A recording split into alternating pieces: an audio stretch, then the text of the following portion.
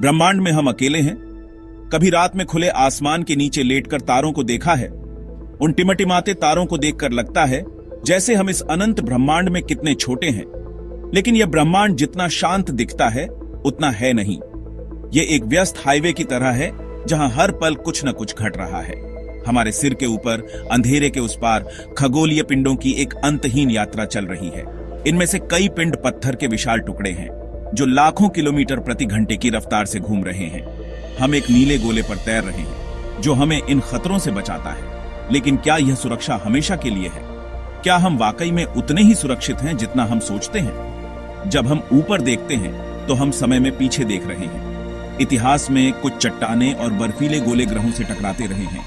हमारी पृथ्वी भी इसका अपवाद नहीं है। तो अगली बार जब आप तारों को देखें तो सोचिए, क्या हम अंतरिक्ष से आने वाले इन अजनबियों के लिए तैयार हैं? चलिए इन रहस्यों से पर्दा उठाते हैं। तो ये अंतरिक्ष के पत्थर आखिर हैं क्या?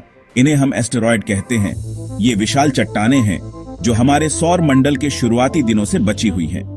जब ग्रह बन रहे थे तब कुछ मलबा पीछे छूट गया जो आज मंगल और बृहस्पति के बीच एक विशाल बेल्ट में सूरज का चक्कर लगा रहा है। ये हर आकार के होते हैं, कुछ धूल के कण जितने छोटे तो कुछ छोटे देश जितने बड़े। ये सौर मंडल के पुराने अवशेष हैं जो हमें ग्रहों के निर्माण की कहानी बताते हैं। कभी कभी गुरुत्वाकर्षण की एक हल्की सी ठोकर इन एस्टेरॉयड्स को उनकी कक्षा से भटका देती है। जब कोई एस्टेरॉयड पृथ्वी के करीब आता है और हमारे वायुमंडल में प्रवेश करता है तो उसे उल्का या टूटता तारा कहते हैं। हवा के घर्षण से यह जलने लगता है और हमें आसमान में एक चमकदार लकीर दिखाई देती है। ज्यादातर उल्का वायुमंडल में ही जलकर राख हो जाते हैं, लेकिन अगर कोई उल्का काफी बड़ा और मजबूत हो तो उसका टुकड़ा जमीन से टकरा सकता है। इसे हम उल्कापिंड कहते हैं। एक ही वस्तु की यात्रा के 3 पड़ाव, एस्टेरॉयड, उल्का और उल्कापिंड। पृथ्वी पर हर दिन उल्कापिंडों की बौछार होती है, लेकिन ज्यादातर इतने छोटे होते हैं कि हमें पता भी नहीं चलता। असली चिंता तब होती है जब कोई बड़ा एस्टेरॉयड हमारी ओर आ जाता है। चांद की सतह पर हजारों गड्ढे हैं, क्रेटर, जो अरबों सालों से एस्टेरॉयड्स और धूमकेतुओं के टकराने से बने हैं। वहां न हवा है न पानी, इसलिए हर निशान हमेशा के लिए रह जाता है। चांद की सतह सौर मंडल के हिंसक अतीत का संग्रहालय है, लेकिन पृथ्वी पर ऐसे गड्ढे क्यों नहीं दिखते? असल में पृथ्वी पर चांद से भी ज्यादा बार एस्टेरॉयड्स टकराए हैं। फर्क बस इतना है कि पृथ्वी एक जिंदा ग्रह है। यह अपने घावों को भर लेती है। पृथ्वी के पास 3 शक्तिशाली हथियार हैं। वायुमंडल, जो ज्यादातर छोटे एस्टेरॉयड्स को जला देता है। पानी और हवा से होने वाला कटाव, जो समय के साथ गड्ढों को मिटा देता है।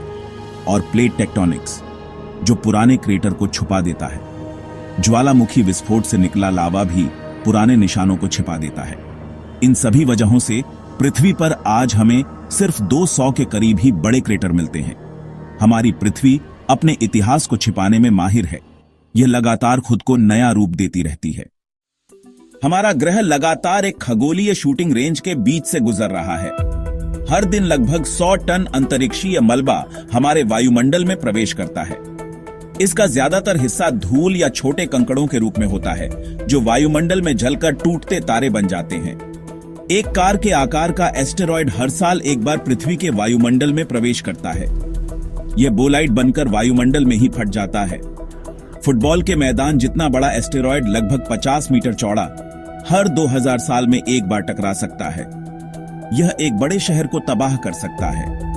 1 किलोमीटर या उससे बड़े एस्टेरॉयड, जो वैश्विक तबाही ला सकते हैं, वे हर कुछ लाख सालों में एक बार टकराते हैं। डायनासोर को खत्म करने वाला एस्टेरॉयड लगभग 10 किलोमीटर चौड़ा था। ऐसे टकराव दुर्लभ हैं, लेकिन विनाशकारी। अच्छी खबर यह है कि वैज्ञानिक अब 90% से ज्यादा बड़े एस्टेरॉयड्स की पहचान कर चुके हैं और निकट भविष्य में कोई बड़ा खतरा नहीं है। इतिहास और विज्ञान बताते हैं कि पृथ्वी पर उल्कापिंडों के हमले सिर्फ कहानियां नहीं, बल्कि सच्चाई हैं। 1908 की तुंगुस्का घटना, साइबेरिया में एक विशाल विस्फोट ने 2000 वर्ग किलोमीटर जंगल समतल कर दिया। माना जाता है कि 50 मीटर चौड़ा एस्टेरॉयड हवा में फट गया था।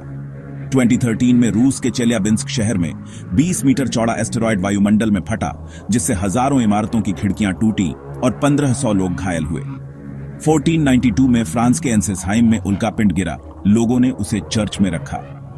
1954 में अमेरिका में एन हॉजेस नामक महिला को उल्कापिंड से चोट लगी। ये घटनाएं दिखाती हैं कि अंतरिक्ष से आने वाले खतरे दुर्लभ हैं, लेकिन असंभव नहीं।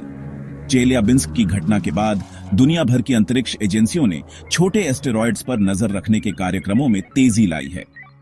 हम अब पहले से कहीं ज्यादा तैयार हैं, लेकिन ब्रह्मांड हमेशा हमें चौंका सकता है।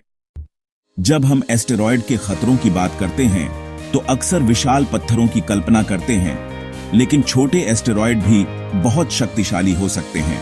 खतरा सिर्फ आकार पर नहीं, बल्कि गति पर भी निर्भर करता है। ये वस्तुएं 20 किलोमीटर प्रति सेकंड या उससे भी ज्यादा रफ्तार से आती है। सिर्फ 7 मीटर चौड़ा एस्टेरॉयड भी वायुमंडल में फटकर हिरोशिमा बम जितनी ऊर्जा छोड़ सकता है। 25 मीटर का एस्टेरॉयड एक शहर को, 50 मीटर का एक महानगर को और 140 मीटर का एक राज्य को तबाह कर सकता है। 1 किलोमीटर या उससे बड़ा एस्टेरॉयड वैश्विक जलवायु बदल सकता है, जैसा कि डायनासोर के साथ हुआ था। अच्छी बात यह है कि इन टकरावों की संभावना बहुत कम है और अब हम सिर्फ दर्शक नहीं हैं। नासा के डार्ट मिशन ने साबित किया है कि हम एस्टेरॉयड की दिशा बदल सकते हैं। और याद रखिए, हम सब तारों की धूल से बने हैं, ब्रह्मांड का हिस्सा हैं और अब अपनी सुरक्षा खुद कर सकते हैं। अगर आपको वीडियो पसंद आया हो तो कृपया सब्सक्राइब करें, लाइक और शेयर करें। धन्यवाद।